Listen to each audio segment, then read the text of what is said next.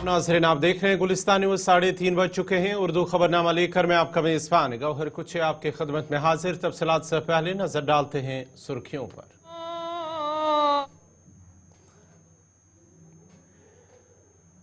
सोनम वांगचुक और 150 दीगर हामियों को हिरासत में लेने के खिलाफ आज लद्दाख में मुकम्मल बंद। करगिल और लेह में लोगों ने किया एहतजाज।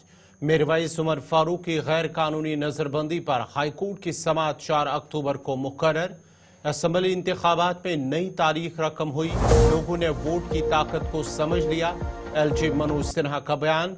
भारतीय बाशिंदों को ईरान के गैर जरूरी सफर से गुरेज करने और सफारत खाने से राब्ते में रहने का मशवरा। और यौम पैदाइश पर महात्मा गांधी और लाल बहादुर शास्त्री को वजीर आजम, सदर हिंद राहुल गांधी और दीगर अहम शख्सियात का खराज अकीदत।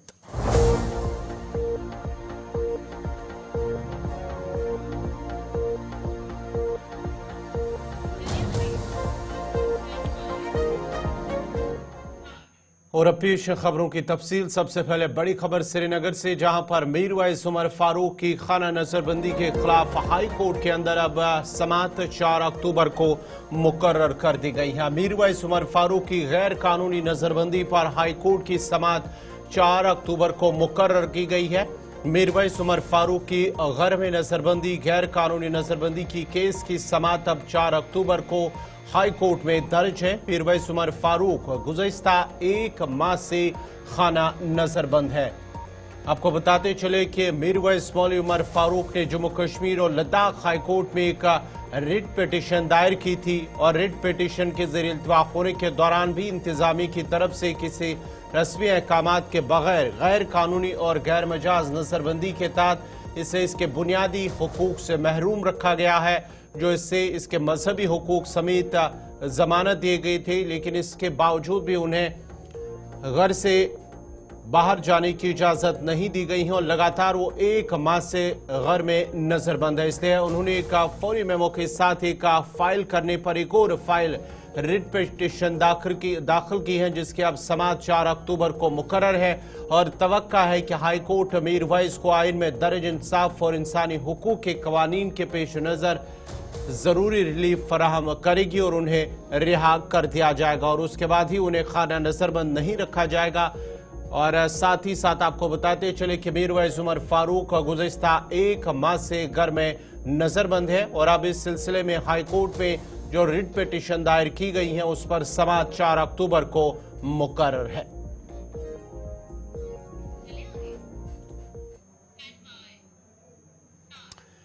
मशहूर समाजी और माहौलियाती कारकुन सोनम वांगचुक की अपने हामियों समेत दिल्ली के सिंघू बॉर्डर पर हिरासत में लिए जाने पर आज लद्दाख में मुकम्मल हड़ताल रही, जिस दौरान सड़कों से ट्रांसपोर्ट गायब रहने के साथ साथ कारोबारी सरगर्मियां भी बंद रही, जिससे मामूलात जिंदगी मुतासर होकर रह गई। कारगिल डेमोक्रेटिक अलायंस के नुमाइंदों ने करगिल में एक एहतजाजी रैली निकाली, जहां हजारों मुजाहिरीन ने रैली में शिरकत शमूलियत इख्तियार की है और दिल्ली पुलिस और मरकजी हुकूमत के खिलाफ नारे भी लगाए हैं। उन्होंने खबरदार किया कि अगर हिरासत में लिए गए अफराद को रिहा नहीं किया गया तो इसके संगीन नताज भी बरामद हो सकते हैं। एहतजाजी लोगों ने मांग दोहराई है कि लद्दाख को रियासत का दर्जा, करगिल और लेह को अलग अलग लोकसभा और राज्यसभा सीट, लद्दाख के लिए एक पब्लिक सर्विस कमीशन। मुजाहिरीन ने कहा है कि दिल्ली पुलिस ने गैर कानूनी तरीके से सोनम वांगचुक और उसके हामियों की गिरफ्तारी अमल में लाई है। उन्होंने कहा है कि लद्दाख के लोगों की देरीना मांग रही है कि मरकजी ज़ेर इंतजाम इलाके को स्टेटहुड का दर्जा दिया जाए, लेकिन मरकजी सरकार लोगों की उस मांग को पूरा नहीं कर रही है। उन्होंने मजीद कहा कि लद्दाख के लीडरों ने मरकजी सरकार से मुज़ाकरात भी किए, लेकिन जब वहां से कोई खातिर खा और मस्बत जवाब नहीं मिला तो लोगों ने पुरअमन एहतजाज शुरू किए। उन्होंने मजीद बताया है कि सोनम वांगचुक और इसके खामियों ने फैसला किया कि लद्दाख के लोगों की देरीना मांगों को पूरा करने की खातिर वो दिल्ली में पुरअमन एहतजाज करेंगे, लेकिन पुलिस ने उन्हें सलाखों के पीछे धकेल दिया, जो नाकाबिल बर्दाश्त है। मुजाहिरीन ने सोनम वांगचुक और उसके साथियों की फौरी रिहाई का मुतालबा किया है।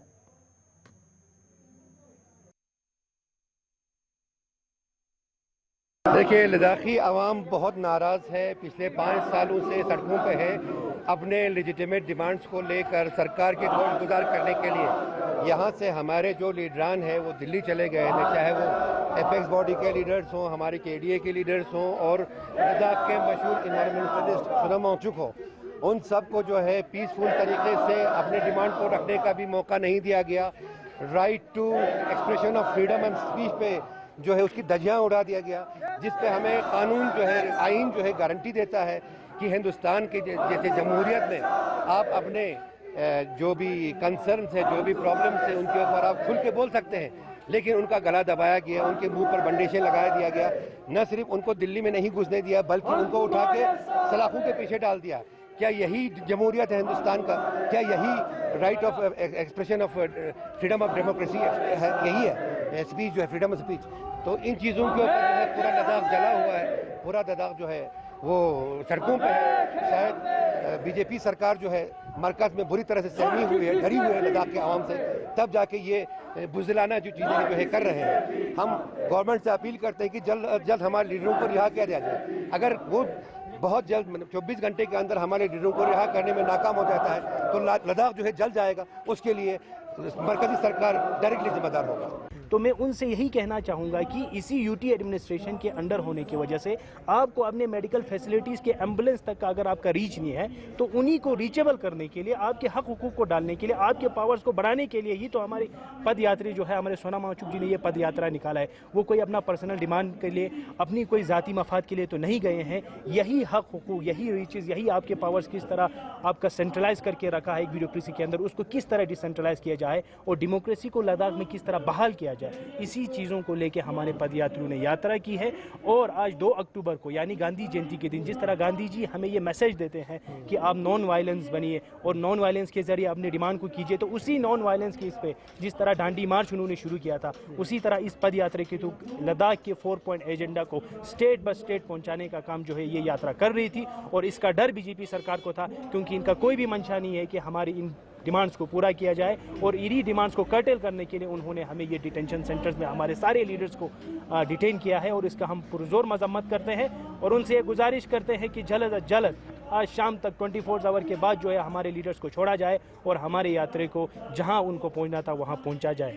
किसी भी जगह अपना एक शांतिपूर्वक अपना कोई भी बात रख सकते हैं, पर जिस तरीके से कल केंद्र सरकार ने, जिस तरीके से दिल्ली पुलिस ने हमारे लद्दाख के जितने भी लीडर्स हैं, खासकर उसमें सोनम वांगचुक साहब, बाकी जितने भी लीडर्स एपेक्स बॉडी और KDA के, और उनके साथ जितने भी यात्री थे, उनको जिस तरीके से डिटेन किया हुआ है अलग अलग थाने में ले जाकर, ये संविधान के पूरी तरीके से खिलाफ है। अगर आने वाले ऐसे हालात चलते रहेंगे जहाँ पर लद्दाख एक शांतिपूर्वक राज्य है, जहाँ के लोग बहुत शांति स्वभाव रखते हैं, शांत स्वभाव के लोग हैं, अगर उनकी बात नहीं मानेंगे तो मुश्किल हो जाएंगे आगे के लिए। और ये कि केंद्र सरकार के ऊपर लद्दाख का जो लोगों का एक उम्मीद है, जैसे एक आशा कहते हैं, वो टूट जाएगा आहिस्ते आहिस्ते।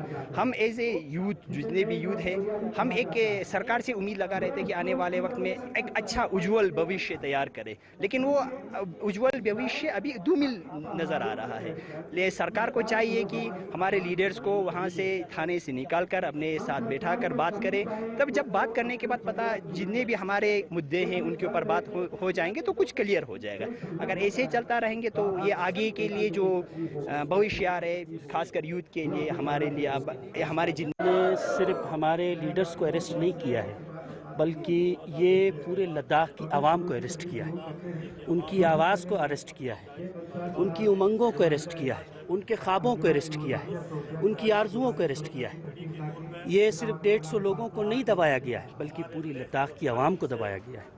तो ये निहायत ही शर्मसार करने वाला दिन है कि पुरअमन लोग जो हाथों में तिरंगा लिए अपनी बात को पूरे देश के सामने रखने के लिए गांधी जयंती के दिन दिल्ली में जाने वाले थे, उनको बॉर्डर पे ही रोका जाता है, जिनको जगह जगह इस्तकबाल किया जाता है, लेकिन बॉर्डर पर दिल्ली पुलिस उनका लाठियों से, डंडों से और हथकड़ियों से उनका इस्तकबाल करती है। तो ये सोचने वाला मरहला है कि आखिर ऐसा क्या है। हुकूमत को ये बता देना चाहिए कि आखिर इन्होंने इन 150 अफराद को, जिसमें हमारे KDA और एपेक्स के तमाम लीडर्स शामिल हैं, उनको क्यों अरेस्ट किया है, इनसे क्या ख़तरा है, इनकी किस बात से ख़तरा है। इनके किस नारे से खतरा है। हम इतना जान जम्मू कश्मीर के लेफ्टिनेंट गवर्नर मनोज सिन्हा ने गांधी जयंती के मौके पर राजभवन श्रीनगर में एक तकरीब से खिताब करते हुए कहा कि असम्बली इंतखाबात में तारीखी वोटर टर्नआउट देखा गया है, जो कि पूरे यूनियन टेरिटरी में पुरअमन तरीके से हुई हैं। सियासी जमातों के उम्मीदवार रात भर सियासी रैलियों और रोड शोज में मसरूफ रहे। उम्मीदवारों और वोटरों में जबरदस्त जोश खरोश देखा गया। एलजी मनोज सिन्हा ने मजीद कहा है कि इस इंतखाबात में लोगों ने साबित किया है कि वह बंदूकों और पत्थरों पर यकीन नहीं रखते, बल्कि वो अपनी मांगे पूरी करने के लिए वोट को एक जरिया समझते हैं। नौजवानों को गांधी जी के नक्श कदम पर चलने की दावत देते हुए एलजी ने कहा है कि यह मुल्क के बानी के लिए बेहतरीन खराज तहसीन होगा। उन्होंने कहा है कि अब ये नौजवानों की जिम्मेदारी है कि वो इस अमन को बरकरार रखें और जम्मू कश्मीर को नई बुलंदियों तक ले जाने में अपना किरदार अदा करें। इस बात के प्रमाण है कि जम्मू कश्मीर अब अपने अतीत को भुलाकर एक नए इतिहास की रचना करने में व्यस्त है। युवा पीढ़ी ने भी इस बात को बखूबी समझा है और इसलिए आज उनके हाथों में बंदूक और पत्थर जैसे विध्वंस के औजार नहीं है, बल्कि सृजन के और संकल्प के सपने उनकी आंखों में दिखाई पड़ते हैं। अभी लोकसभा एवं विधानसभा चुनाव के दौरान पूरी दुनिया ने देखा कि रात 12 बजे तक बेखौफ होकर विभिन्न राजनीतिक दलों या इंडिपेंडेंट कैंडिडेट प्रचार कार्यों में जुटे हुए थे। यह अपने आप में इस बात का प्रमाण है कि पिछले 4-5 वर्षों में भय मुक्त जम्मू कश्मीर की स्थापना करने में बड़ी सफलता मिली है। आज मैं युवा पीढ़ी से आग्रह करना चाहूंगा कि अमन और तरक्की की इस रफ्तार को हमें बनाए रखना है, निष्काम सेवा में अपने आप को समर्पित करना है। नई पीढ़ी को ही आज ये समझने की आवश्यकता ज्यादा है कि आपके संकल्प, आपके लक्ष्य को पूरा करने के लिए केवल आवश्यक नहीं है, उसके साधन भी पवित्र होने चाहिए। अगर साधन हमारा ठीक नहीं होगा, संकल्प जितना भी अच्छा हो, हम संकल्प प्राप्त नहीं कर सकते। आपके सभी कर्मों में भेदभाव रहित समाज की परिकल्पना होनी चाहिए। माननीय प्रधानमंत्री जी के नेतृत्व में भारत सरकार ने जो बात बार बार कही है, सबका साथ, सबका विकास, सबका विश्वास और सबका प्रयास, ये मूल मंत्र और इसके आधार पर हम सब काम करें। एक कविता है, प्रसिद्ध कविता है, वो मुझे ध्यान में आ रही है। लिखा है कि युग सत्य एक दिन विलुप्त हुई शक्ति पहचानेगा, ठहरेगा आसमां से चलकर सूरज यहीं ठहरेगा, सूरज यहीं जम्मू कश्मीर में ठहरेगा। युवा साथियों, एक सभ्य समाज में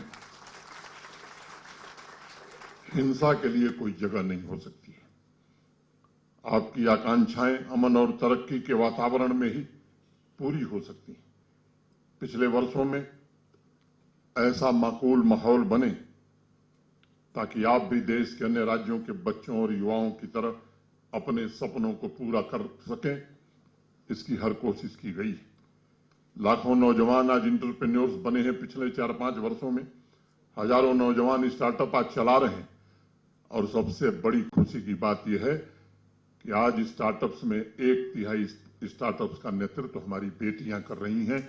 ये हमारे लिए सबसे खुशी की बात है। आपके स्कूल पूरे वर्ष फंक्शनल है।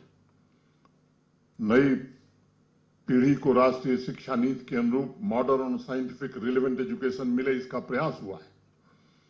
कुछ एक नौजवानों को रास्ता भटकाने की कोशिश की जाती है, कुछ नौजवानों को बरगलाया जाता है। उनसे भी मैं कहना चाहता हूं, समाज बराबर हिंसा से दुर्बल होता है, समाज हिंसा से बिखरता है और इसलिए मैं खास तौर से नौजवानों से आग्रह करना चाहता हूं, नई पीढ़ी का आह्वान करना चाहता हूं। बापू को सही श्रद्धांजलि यही होगी कि आज बापू के आदर्शों से प्रेरणा लेकर हम सब समृद्ध जम्मू कश्मीर। राजभवन में मुनक्कदा प्रोग्राम में मुख्तलिफ स्कूलों से आए हुए तलबा ने शिरकत की है, जिस दौरान महात्मा गांधी के अजीम पैगामात, जिसमें सबसे अहम पैगाम था हमेशा अदम तशद्दुद के रास्ते पर चलना। उनका ये ख्याल था कि कोई भी मसला इससे हल हो सकता है। अपनी आवाज़ बुलंद करने के लिए तशद्दुद का इस्तेमाल किए बगैर अदम तशद्दुद, मेहरबानी और हमदर्दी से जंगें भी जीती जा सकती है। बापू हमेशा सच की ताकत में यकीन रखते थे। कभी कभी बच्चे झूठ बोलते हैं। मुसीबत अपने बच्चों को सिखाएं कि वो हमेशा अपनी गलतियों को कबूल करे और ऐसा करने के बाद से सच बोले। सच्चाई चाहे तकलीफदेह हो मगर हमेशा जीत जाती है। Grateful to our LG Manoj Sinha ji that he has given us this opportunity, that we are today at this historical place, Raj Bhavan, and we had been given this opportunity to host this auspicious event. We are really grateful क्योंकि इससे जो हमारे students है, youth है, उनको बहुत motivation milli. In fact उनकी several competitions हो गए थे, उनके लिए उनको यहाँ पे felicitate किया गया, तो वो एक source बने बाकी बच्चों के लिए motivation के लिए, और ऐसे programs होने चाहिए. Yes, of course. तो अगर ऐसा अगर हम ये इस चीज़ के बारे में अपने यूथ को, बच्चों को बोलेंगे तो क्यों नहीं, वो आ सकते हैं आगे, अपने टैलेंट्स को शोकेस कर सकते हैं. So that will be really great for them. Thank you. तो बेसिकली गांधी जी का जो खुद भी मैसेज था वो था स्वराज और सत्याग्रह, जिसका मतलब यह है कि हमें सच्चाई और जो अहिंसा जिसको हम बोलते हैं नॉन वायलेंस, उस पर अगर हम ज़्यादा ध्यान दें इन लाइफ, सो जो कि हमारे प्रॉफिट मोहम्मद सल्लल्लाहु अलैहि वसल्लम का भी सेम जो वही तरीका था, तो अगर हम उस जो है चीज़ को आगे बढ़ाएं तो there will be no clashes in the environment, and हम जो अपने लोगों के साथ जो है आपस में अमन के साथ रह सकते हैं. एंड गांधी जी का जो फिलॉसफी भी था जो लाइफ में, उसको भी हम मद्देनज़र अगर रखें, तो अगर उनकी जो फिलॉसफी हम अडेप्ट करें इन लाइफ, तो लाइफ भी आराम से सिंपलिसिटी के साथ गुजर सकती है. एंड इंसान को जो बाकी एक्सटर्नल फैक्टर्स आज वेस्टर्न कल्चर से आ चुके हैं लाइफ में, जो कि ग्रीड है एंड बाकी चीज़ें हैं, वो इंसान का ख़त्म हो जाता है. एजुकेशन जो है it is the basic tool. अगर हम बात करें इस वक्त जो ह्यूमैनिटी को है to make it more civil. और आजकल अगर हम देखें इन कश्मीर में भी, कश्मीर की अगर मैं बात करूं तो यहाँ पे अगर हम देखें तो हालात कुछ टाइम से सही हैं अभी, लेकिन आगे पहले नहीं रही हैं. लेकिन अभी धीरे धीरे जो है अगर हम एजुकेशन की बात करें, यूथ को एक एम्पावरमेंट मिलती है इससे, एंड यूथ एम्पावर होता है अपने एजुकेशन से, एंड उनको भी अवेयरनेस मिलती है to know what is right and what is wrong. Education तो बेसिक ही है एक्चुअली, और एजुकेशन से ही इंसान अदब सीखता है. That's the thing sir. Thank you very much. Sir आज गांधी जयंती, गांधी जी का 155th बर्थडे पे हम लोगों ने यहाँ देखा, एक तो गांधी जी ने अपना जो स्वच्छ भारत अभियान चलाया था, उसके ऊपर यहाँ पे उनको एक तो ट्रिब्यूट दिया गया कि गांधी जी ने हमारे लिए कितना कुछ किया इस देश के लिए. हम लोगों को यहाँ अच्छे से दिखाया गया, उनकी पूरी लाइफ हिस्ट्री दिखाई गई, जैसे जैसे उन्होंने किया हमारे देश के लिए. बहुत बड़ी बात है. और हमें यहाँ पे आज इन्होंने हमें बुलाया गया यहाँ पे एंटरटेन करने के लिए, जो कि हमें बहुत अच्छा लगा. बहुत अच्छे तरीके से यहाँ पे सबने ये शो किया, जो शो बहुत अच्छा था, बहुत अच्छा रहा. गांधी जयंती के मौके पर अगर हम बात करें तो एक अच्छी खासी शिक्षा और अभियान को लेकर बात की जाती है. शिक्षा अभियान के साथ साथ स्वच्छता, और स्वच्छता के साथ कई सारी चीज़ें. आज हम राजभवन आए थे और राजभवन में हायर एजुकेशन के साथ साथ जितनी भी कश्मीर में कॉलेजेस हैं, वहाँ के स्टूडेंट्स ने आज यहाँ पर एक बेहतरीन फंक्शन में पार्टिसिपेट किया, जिसमें चीफ गेस्ट खुद लेफ्टिनेंट गवर्नर मनोज सिन्हा जी मौजूद रहे. इस एम्बियंस को देखने के बाद आपको अंदाज़ा लग चुका होगा कि एक साइड से जबकि ऑडिटोरियम में फंक्शन चल रही थी, तो गांधी जयंती के बारे में, गांधी जी के बारे में जो है पूरी तरह से उनकी लाइफ के बारे में, या उनकी जो शिक्षा है, उनके जो तौर तरीके हैं, उसके बारे में बात की जा रही थी, और किस तरीके से उन्होंने अपने लाइफ को ख़ास तौर पर एक बेहतरीन तरीके से अपनाया. और साथ ही साथ other side of the story हमने देखा कि कुछ कल्चरल प्रोग्राम्स भी हुए, कुछ अच्छे खासे, जी हाँ, मैं कह सकता हूँ कि स्पीचेस भी हुई, जिसमें खास तौर पर डेवलपमेंटल एस्पेक्ट्स को लेकर बात की गई है. फिलहाल साथ ही साथ राजभवन में हमने देखा कि बच्चों ने इस फंक्शन को काफ़ी एंजॉय किया और अच्छी खासी मैसेज भी जो है दुनिया भर तक पहुँचाई. मगर इस बीच इस एम्बियंस के साथ साथ कह सकते हैं कि लेफ्टिनेंट गवर्नर मनोज सिन्हा जी ने, उनकी एडमिनिस्ट्रेशन ने खाने पीने का भी इंतज़ाम रखा है. कह सकते हैं कि एक स्पेशल ब्रेकफास्ट जो है उन बच्चों के लिए रखा गया था, ताकि वो इस माहौल को. महात्मा गांधी के यौम पैदाइश के मौके पर मुल्कीर में स्वच्छता ही सेवा मुहिम के सिलसिले में डिस्ट्रिक्ट लीगल सर्विसेज अथॉरिटी शुपिया ने शुपिया के कोर्ट कॉम्प्लेक्स में सफाई मुहिम का इनेकाद किया. इस तकरीब का मकसद मकामी कम्युनिटी के अंदर सफाई, हिफ्ज़ान सेहत और माहौलियाती तहफ़्फ़ुज़ के बारे में बेदारी को फ़रोग़ देना था. प्रोग्राम में सेशन जज महमूद अहमद चौधरी, वकला और म्यूनसिपल कौंसिल शुपिया के मुलाजमीन ने शिरकत की, जिन्होंने अदालत के अहाते और आसपास के इलाकों की सफाई में बढ़ चढ़ कर हिस्सा लिया. इस मौके पर खिताब करते हुए शुपिया के डिस्ट्रिक्ट एंड सेशन जज ने डिस्ट्रिक्ट लीगल सर्विसेज अथॉरिटी की कोशिशों की तारीफें की और सफाई के इकदाम की हिमायत में कानूनी बरादरी और शहरियों के अहम किरदार पर रोशनी डाली.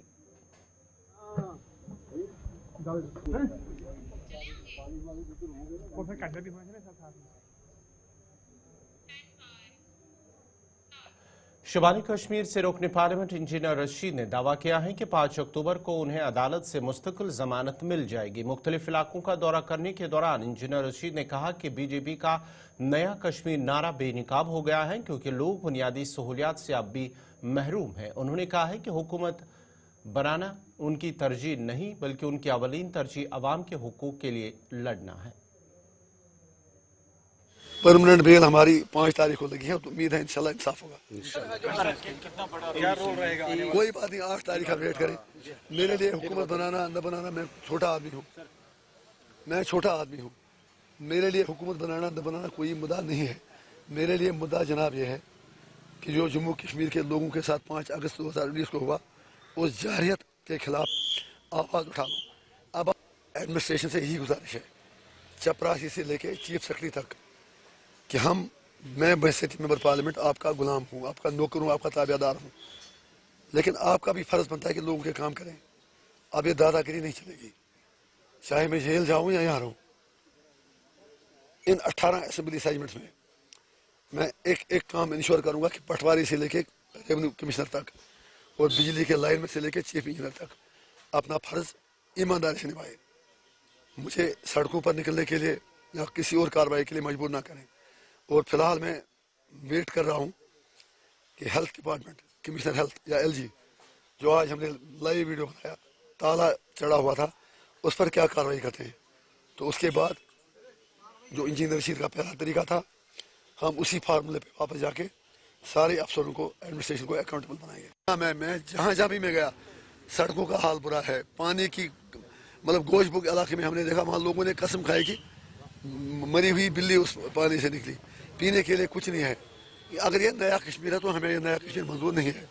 तो इंशाल्लाह कोड ऑफ कंडक्ट के बाद आप दुआ करें हमें बेल मिल जाए, ताकि हम अपने लोगों की खिदमत कर सकें। नारेबाजी बहुत हो चुकी है, अब हमें अपने लोगों का काम करना है। इंशाल्लाह उम्मीद है कि हम जो इंजीनियर रशीद का विजन है, मैं उसके लिए काम करूँगा और रात दिन जो जवान मेरे साथ निकले।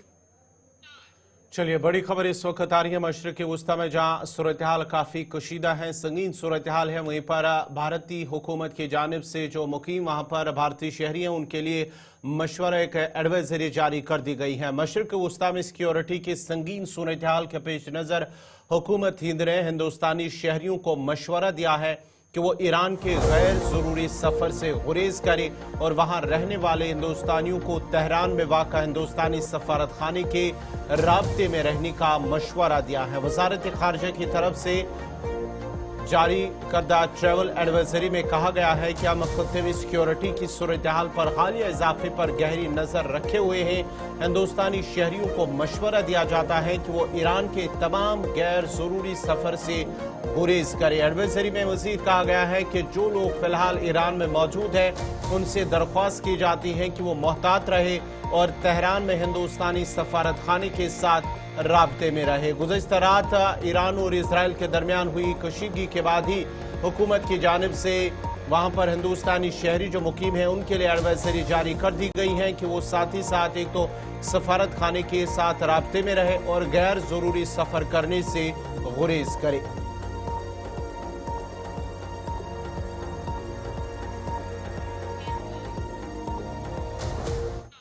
नाज़रीन, इसी के साथ ही उर्दू खबरनामा इख्तिताम पज़ीर हुआ चाहता है। आप गुलिस्तान न्यूज़ देखते रहिए। गुलिस्तान न्यूज़ पर अगला बुलेटिन कश्मीरी खबरनामा ज़हूर लोलाबी के साथ मुझे दीजिए इजाज़त। अल्लाह हाफ़िज़।